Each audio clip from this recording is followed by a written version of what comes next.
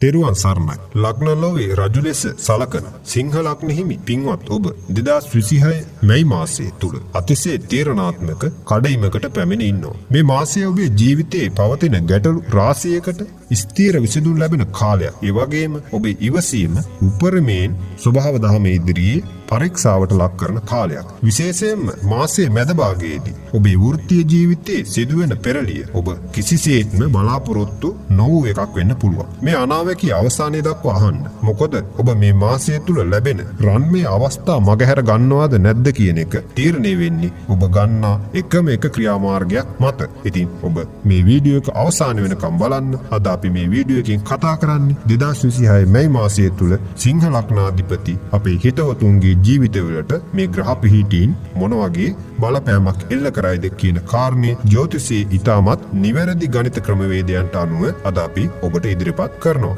මේ මැයි මාසයේ ඔබට මිශ්‍රඵලදායක මාසයක් වුණත් බුද්ධිමත්ව කටයුතු කරොත් ඕනෑම අවාසි සහගත තත්ත්වයක් වාසියට හරවා ගන්න හැටි අද මම ඔබට මේ වීඩියෝ එකකින් කියා දෙනවා. ඉතින් අමතක කරන්නේ නැතුව අපේ channel එක subscribe කරලා තියාගන්න.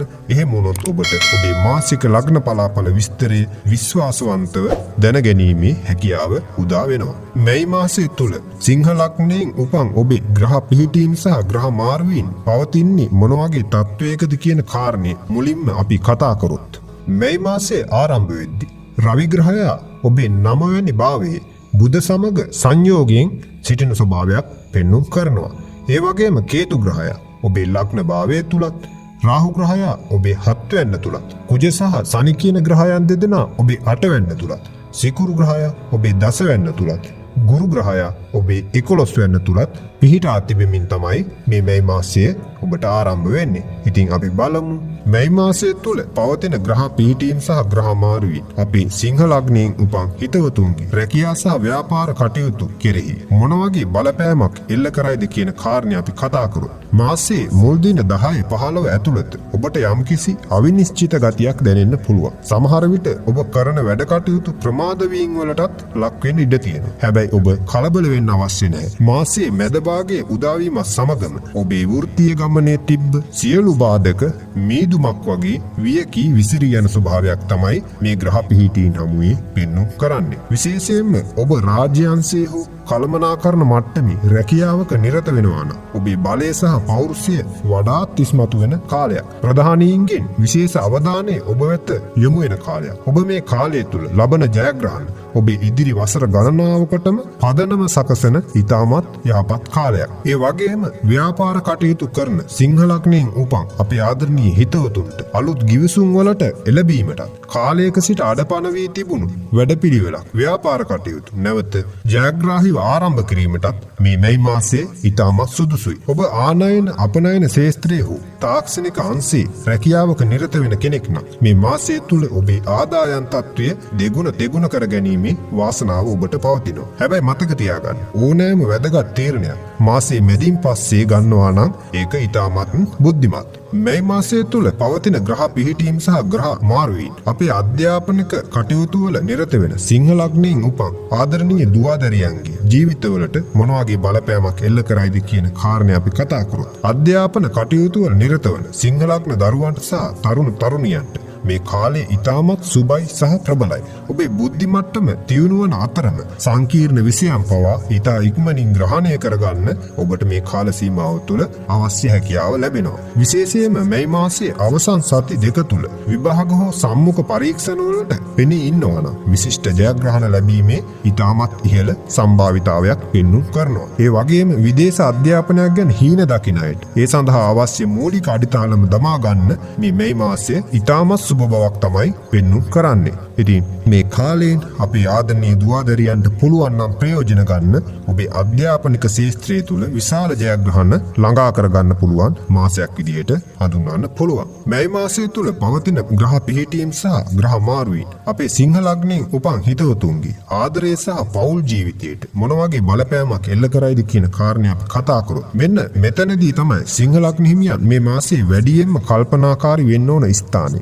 මාසයේ පුරාම ඔබේ සිතේ යම්කිසි යම්කිසි හුදකලා බවක් හෝ නොසන්සුන් බවක් ඇති වෙන්න පුළුවන්. පවුලේ අය සමග කතා බහ කරද්දී ඊටමත් ඉවසීමෙන් කටයුතු කරන එක තමයි නුවණට හුරුම කාරණේ. විශේෂයෙන්ම විවාහක අය තමන්ගේ සහකරු හෝ සහකාරිය සමග අනවශ්‍ය තර්කවලට යන්නේ නැතුව ඉන්න එක තමයි ඊටමත් සුබ. විශේෂයෙන්ම විවාහක අය තමන්ගේ සහකරු හෝ සහකාරිය සමග අනවශ්‍ය මතභේද මත ගැටුම් කතා බහ ඇති කර නොගන්නා තරමට මේ කාල සීමාව තුළ ඔබට සුබයි. ඔබේ ආවේගශීලී වචන පවුලේ සාමය නැති කරන්න හේතු වෙන්න පුළුවන්. හැබැයි සහයෝගයෙන් කටයුතු කළොත් මාසයේ අගභාගයේ වෙද්දී පවුලේ සමගිය නැවත තහවුරු වෙන ස්වභාවයක් මේ ග්‍රහ පීඨීන් හමුවේ පෙන්눔 කරනවා. ඒ වගේම ප්‍රේම සම්බන්ධතාවලදී දෙවන පාර්ශ්වයකගේ ඇඟිලි ගැසීම නිසා මේ කාල සීමාව තුළ ඔබේ ආදර ජීවිතයට ප්‍රශ්න ඇති වෙන්න පුළුවන්. ඒ නිසා දෙදෙනා අතර ඇති විශ්වාසය රැකගන්න මේ කාල සීමාව තුළ වග බලා ගන්න එක හොඳයි. ඒ වගේම තනිකඩ අයට නම් මේ මාසයේ අගභාගයේදී ඊටමත් ගුණවත් සහ Tamanට ගැළපෙන සහකරුවෙකු හෝ සහකාරියක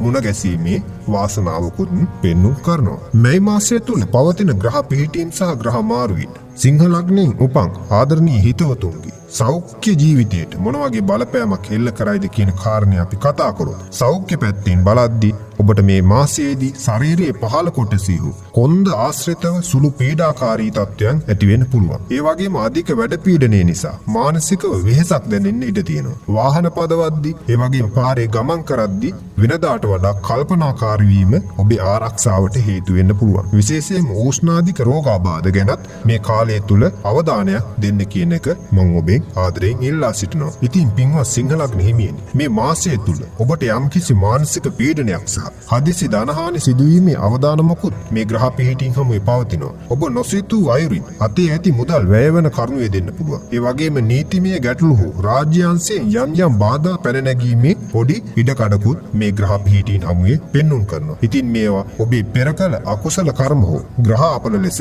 ජ්‍යොතිෂය තුල හඳුන්වනවා. ඉතින් ඔබට පුළුවන් නම් ජ්‍යොතිෂ වත්පිළිවෙත් සහ ප්‍රතිකර්ම කරන්න නිවැරදිව මේ අපල තත්ත්වය මගහරවාගෙන මේ මාසයේ වාසනාවන්ත මාසයක් බවට පරිවර්තනය කරගන්න ඔබට හැකියාව තියෙනවා. ඉතින් මම අද ඔබට මේ ග්‍රහාපල තත්ත්වයන් සමනය කර ගැනීමට අවශ්‍ය ජ්‍යොතිෂමය වත්පිළිවෙත් සම්බන්ධයෙන් දැනුවත් කිරීමක් කරනවා. එම වත්පිළිවෙත් නිවැරදිව ඕනෑකමින් ඔබට කරන්න පුළුවන් නම් මේ මාසය තුළ අසුබතා මගහරවාගෙන ජීවිතයට සුබතා ලං කර ගැනීමේ හැකියාව ඔබට අනිවාර්යෙන් උදා කරගන්න පුළුවන්. මේ මාසය තුළ සිංහ ලග්නයෙන් උපන් ඔබ සෑම දවසකම උදෑසන සහ සවස අභිසම්බිදාන පිරිත සහ ජය පිරිත ශ්‍රවණය කරන්න පුළුවන් නම් ඒ ඔබේ නිවසේ තියෙන අසුබ ශක්තියින් දුරු කිරීමටත් මානසික සහනයටත් ඉතාමත් ගුණදායකයි. ඒ වගේම සෙනසුරාදා දවස්වල නිල් මල් පූජා කරලා බෝධි පූජාවක් පවත්වලා විශේෂයෙන් විෂ්ණු දෙවියන්ට සහ කතරගම දෙවියන්ට පින් අනුමෝදන් කරන්න පුළුවන් නම් ඒ වගේම අසරණ සත්තුන්ට ආහාර පාන ලබා දෙන්න පුළුවන් නම් මේ කාල සීමාව තුළ ඔබට ඇතිවෙන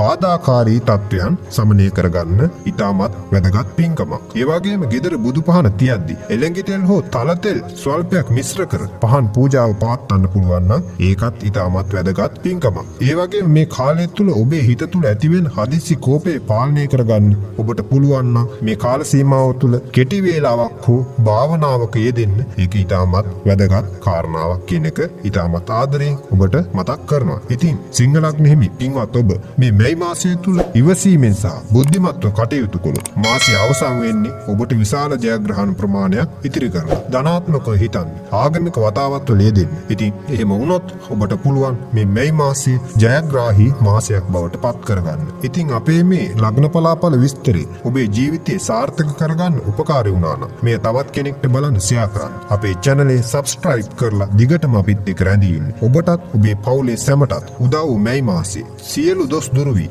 වාසනාව උදා වන මාසයක් වේවායි මම ප්‍රාර්ථනා කරනවා. ඔබ සියලු දෙනාටම තෙරුවන් සරණයි.